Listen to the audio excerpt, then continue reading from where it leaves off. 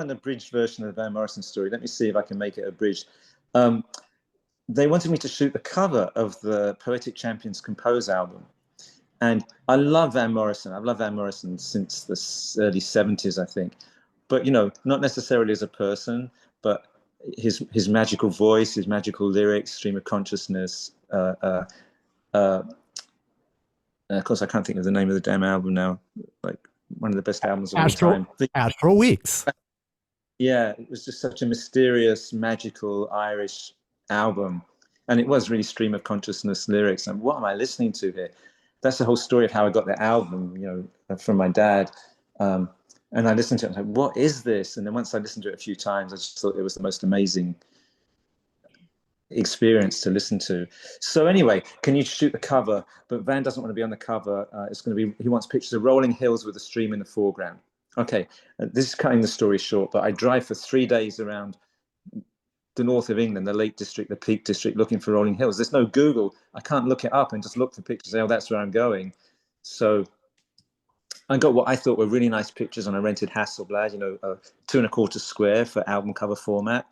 And word came back from Van, he didn't like the pictures. Now, the first thing I'd said at the meetings, which Van didn't attend, was, well, why don't I do it in Ireland? And I was told, no, you're not going to Ireland. Oh, well, can I get a tape of the album so I can listen to it while I'm driving? No, you can't.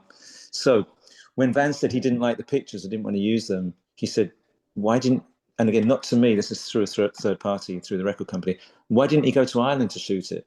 So I did, you know, face palm emoji. Yeah, I wish I'd said that. And it looks like he didn't even listen to the album. Like the pictures don't match with the music. Okay, yeah, I wish I'd asked for a tape of the album so I could have listened to it while I was shooting the pictures. And honestly, I thought the pictures were great. I was really, really pleased with them. You know, given that I'm not even back then, I, you know, didn't call myself a landscape photographer, but I thought they were nice. They were rolling hills and streams. Anyway, Van wants a reshoot and the record company won't pay for it unless Van's on the cover.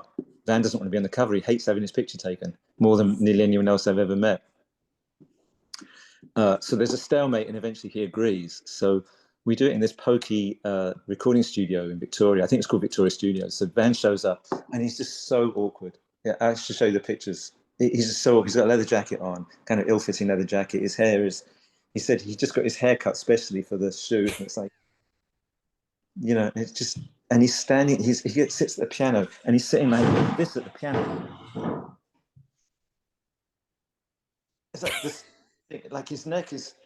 Like he's never sat behind a piano before.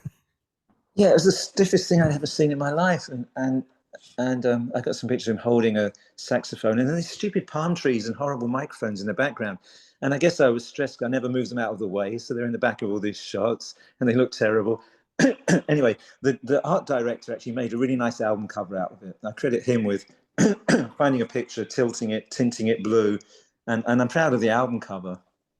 But on the way out, I must have been waiting near the door and Van was with someone and he walked past me and he stopped and he leaned in and he said, thank you. That was a lot less painful than I thought it was going to be. It seems like the ultimate compliment. That's exactly what I thought.